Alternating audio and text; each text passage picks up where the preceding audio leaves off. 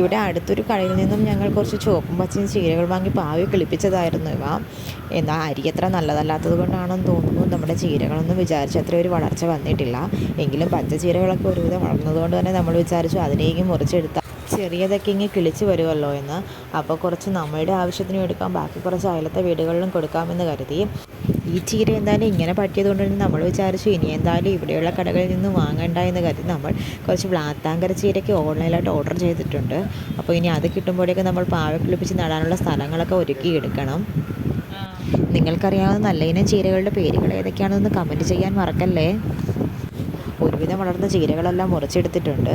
ഈ ചുവപ്പും പച്ചയും ചീരകളെല്ലാം ഞങ്ങൾ ഒരുമിച്ച് നട്ടത് തന്നെയായിരുന്നു. പക്ഷേ പച്ച കുറച്ചെങ്കിലും വലുതായി ചുവപ്പ് നട്ട അതേ പരുവത്തിൽ തന്നെയാണ് ഇപ്പോഴും നിൽക്കുന്നത്. 2-3 ദിവസം കൂടുന്തോറും ഗോമൂത്രവും സ്ലറിയും എല്ലാം ഞങ്ങൾ ഒഴിക്കുന്നതായിരുന്നു. എന്നിട്ടും ഇതിൻ്റെ വളർച്ച ഇങ്ങനെ ആയത് നല്ല വിഷമമുണ്ട്. എങ്കിലും ഇനി അടുത്ത പ്രാവശ്യം എല്ലാം ശരിയാകുമെന്നുള്ളൊരു വിശ്വാസത്തിൽ പുതിയത് നടാമെന്ന് കരുതുന്നു. അപ്പോൾ ഇത്രയും ചീരകളാണ് ഇന്ന് നമ്മൾ പറിച്ചെടുത്ത്. ഇത് കുറച്ച് നമ്മുടെ ആവശ്യത്തിന് എടുത്തിട്ട് ബാക്കി അയലത്ത് കുറച്ച് വീടുകളിൽ കൊടുക്കാമെന്ന് കരുതുന്നു. വീഡിയോ ഇഷ്ടപ്പെടുന്നവർ സപ്പോർട്ട് ചെയ്യാൻ മറക്കല്ലേ. Like and subscribe.